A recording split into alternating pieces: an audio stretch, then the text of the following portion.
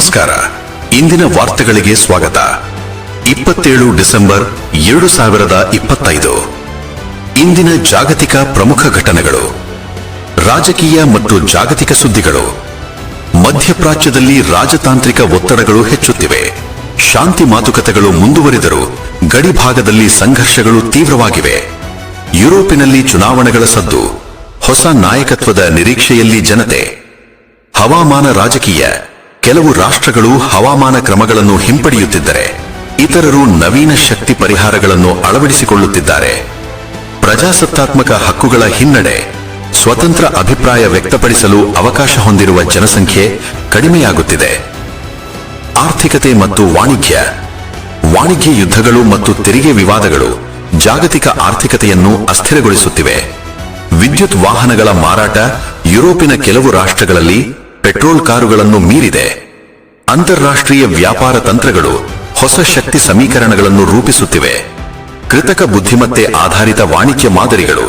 ಸಂಸ್ಥೆಗಳು ಹೊಸ ತಂತ್ರಗಳನ್ನು ಅಳವಡಿಸಿಕೊಳ್ಳುತ್ತಿವೆ. ವಿಜ್ಞಾನ ಮತ್ತು ತಂತ್ರಜ್ಞಾನ. ಕೃತಕ ಬುದ್ಧಿಮತ್ತೆ ಎಐ ವೇಗವಾಗಿ ಬೆಳೆಯುತ್ತಿದ್ದು ಉದ್ಯೋಗ ಮತ್ತು ಶಿಕ್ಷಣ ಕ್ಷೇತ್ರಗಳಲ್ಲಿ ಹೊಸ ಅವಕಾಶಗಳನ್ನು ಸೃಷ್ಟಿಸುತ್ತಿದೆ. COP30 ಹವಾಮಾನ ಸಮ್ಮೇಳನ ಬ್ರೆಜಿಲ್ನಲ್ಲಿ ನಡೆಯಿತು. ಅಲ್ಲಿ ಕಾಕೋ ಬೆಳೆಗಳ ಭವಿಷ್ಯ ಚರ್ಚಿಸಲಾಯಿತು. ಅಂತರಿಕ್ಷ ಸಂಶೋಧನೆ. ಹೊಸ ಉಪಗ್ರಹಗಳನ್ನು ಉಡಾಯಿಸಿದ ರಾಷ್ಟ್ರಗಳು ಭೂಮಿಯ ಹವಾಮಾನ ಅಧ್ಯಯನಕ್ಕೆ ಸಹಾಯ ಮಾಡುತ್ತಿವೆ. ನೈಸರ್ಗಿಕ ವಿಪತ್ತುಗಳು ವಿಜ್ಞಾನಿಗಳ ಎಚ್ಚರಿಕೆಗಳನ್ನು ದೃಢಪಡಿಸುತ್ತಿವೆ. ಇತಿಹಾಸ. ಓಲ್ಚಿಕಿ ಲಿಪಿಯ ಶತಮಾನೋತ್ಸವ ಆಚರಣೆಗಳು ಜಾರ್ಖಂಡ್ನಲ್ಲಿ ನಡೆಯುತ್ತಿವೆ. ಸಾಂಸ್ಕೃತಿಕ ಉತ್ಸವಗಳು ಜಗತ್ತಿನಾದ್ಯಂತ ಜನರನ್ನು ಒಂದೇ ವೇದಿಕೆಯಲ್ಲಿ ಸೇರಿಸುತ್ತಿವೆ. ಭೂಗೋಳ ಅಧ್ಯಯನದಲ್ಲಿ ಹೊಸ ಸಂಶೋಧನೆಗಳು ಹವಾಮಾನ ಬದಲಾವಣೆಯ ಪರಿಣಾಮಗಳನ್ನು ವಿವರಿಸುತ್ತಿವೆ. ಕರ್ನಾಟಕದ ಪ್ರಮುಖ ಸುದ್ದಿಗಳು. ಬೆಳಗಾವಿಯಲ್ಲಿ 29ನೇ ಕರ್ನಾಟಕ ರಾಜ್ಯ ಸ್ಕೌಟ್ಸ್ ಮತ್ತು ಗೈಡ್ಸ್ ಜಾಂಬೂರೆ ಇಂದು ಆರಂಭವಾಗಿದೆ. 5500ಕ್ಕೂ ಹೆಚ್ಚು ಮಕ್ಕಳು ಭಾಗವಹಿಸುತ್ತಿದ್ದಾರೆ.